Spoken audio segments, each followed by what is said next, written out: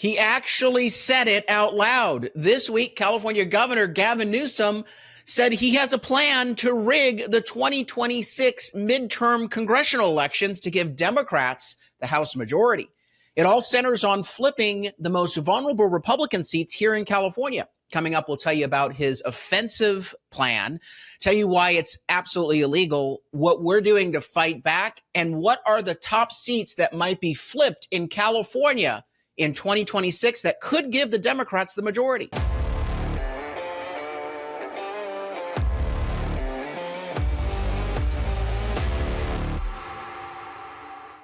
I'm Carl DeMaio, chairman of Reform California and a California state representative. And I touched on this topic in a previous podcast because I knew that this was coming. But this week, Governor Gavin Newsom actually said the words out loud. He is going to try to rig the 2026 midterm election to manipulate the lines on congressional districts to hand Democrats the House majority. It's called gerrymandering. It is offensive. It's unethical. But, a lot of times it happens because might makes right. Parties that control the state house across the country, and Democrats and Republicans both are guilty of doing this. They don't like it. They both do it. They draw the lines of their districts. So they pack in certain voters into certain districts, which means that when they get to draw the lines, they get to pick the voters rather than the voters getting to pick the elected representatives. Gerrymandering is where the elected powerful politicians get to choose their voters. And therefore, it's not a representative democracy. It's a manipulated democracy. The election produces a partisan advantage for one party over the other. And again, I'm being as fair as I can here. Democrats do it, Republicans do it. I don't think it should ever be done. And when Gavin Newsom announces that he openly is going to do it, well, he needs to be called out. And yes, he needs to be stopped. So coming up, I'm going to talk about his plan, what he said. I'm going to play the video. You get to judge for yourself. It's pretty offensive. I'm going to tell you about the law. And more importantly, I'm going to tell you how we're going to fight back. But in order to fight back, we need your help. He wants to rig the election for Democrats through redistricting. We want to make elections fair, not only by recruiting quality candidates to run in seats and flip seats, but more importantly, by getting the California Voter ID Initiative qualified for the ballot in 2026. That is our plan. Our plan is restoring the integrity of elections. His plan is rigging the election. So go to the website, reformcalifornia.org, reformcalifornia.org. That is ground zero in our fight to take back California from the insanity of the far left. You'll get all sorts of information on that site, all sorts of news that you won't hear from the liberal media.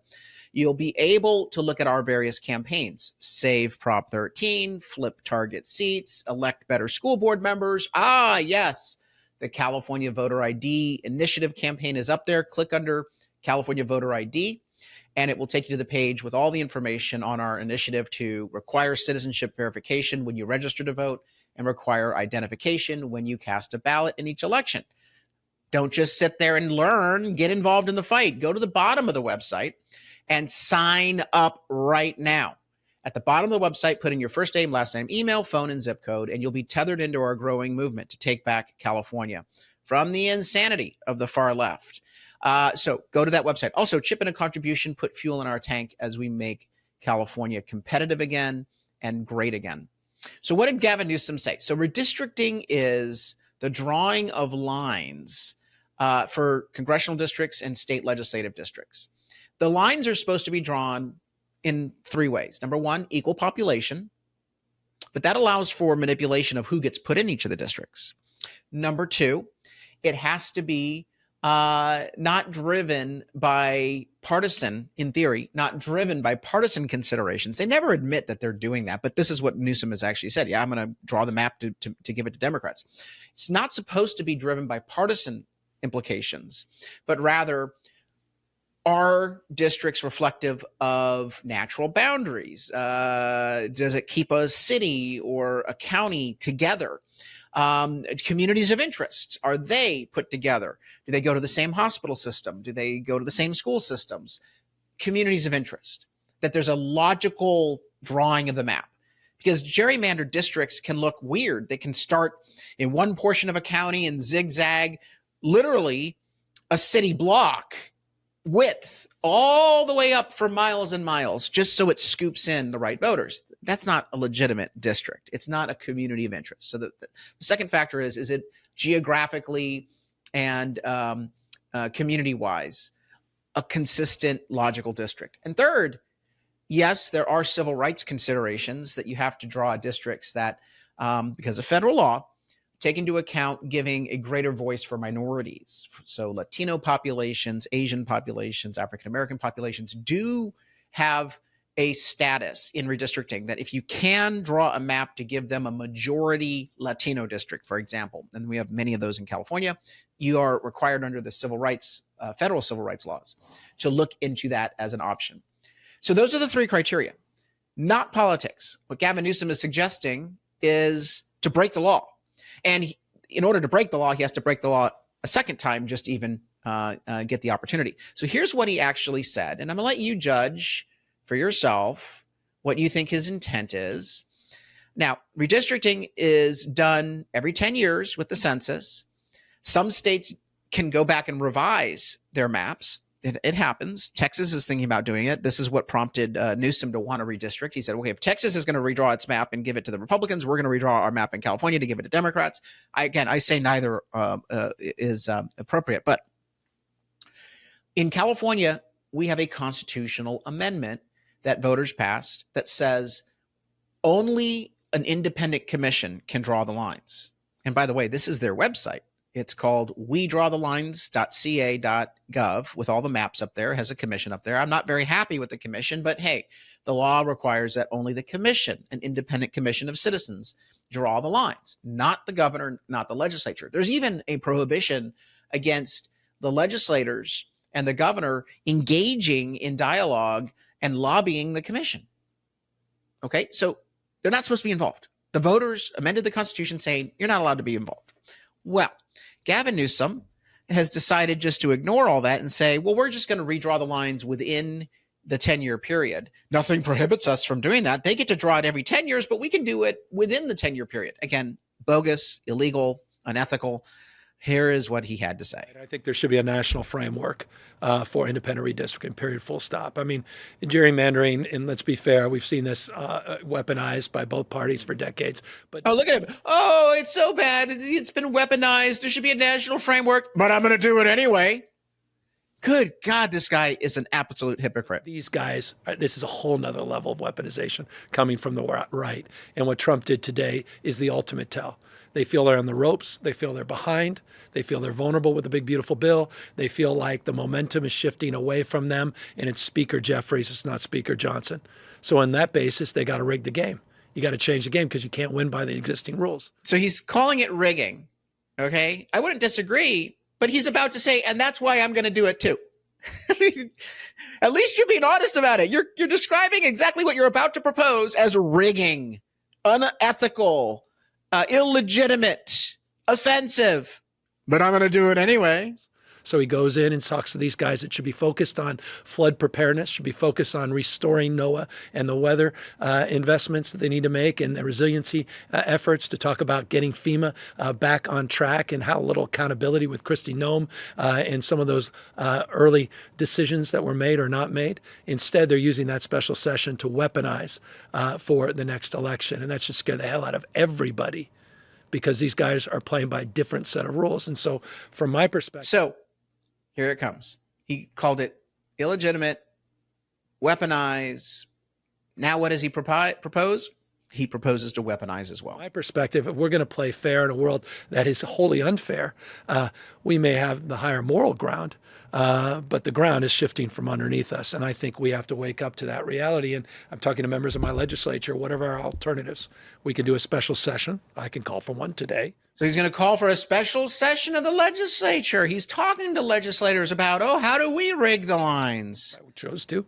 We can then put something on the ballot, and I could call a special election.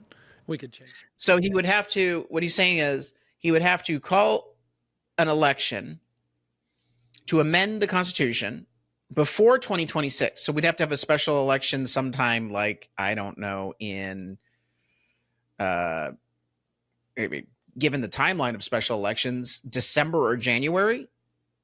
And then if voters approve it, it would take effect in February.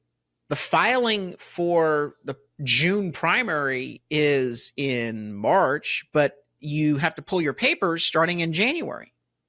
I mean, all of this stuff deprives candidates of the opportunity to actually know what districts they're going to be running in and to actually follow state election law. This is going to be a complete mess, but they don't care. So the first thing is, if the Constitution has to be amended, we can quickly do that. Slap it together, rush it, sloppy, deprive candidates of due process, deprive these communities of knowing, who's going to be running for what office, and just cram it through. Again, the timeline is awfully tight, but again, might makes right. So the one thing is do a constitutional amendment. The other thing he's about to expose is, well, we're just going to ignore the Constitution. We're just going to pass a law. The Constitution with the consent of the voters, and I think we will win that. I think people understand what's at stake in California. I think we'd come out in record numbers. I think it would be extraordinary success. That's a clean way of doing it. It'd be a very short window because you got to come back with the maps and you got to change all this and prepare for the ballots that are around the corner next year. What's wrong with his hands? Or you can look at other avenues, which we are exploring, which are pathways with the legislature to do urgency clauses with 2/3 of legislature. Pathways with the legislature to do a 2/3 vote without a vote of the people. Oh, pathways. Always, instead of calling it a scheme, a plot, he calls it a pathway. It is a pathway. Oh, it's a scheme. It's a plot.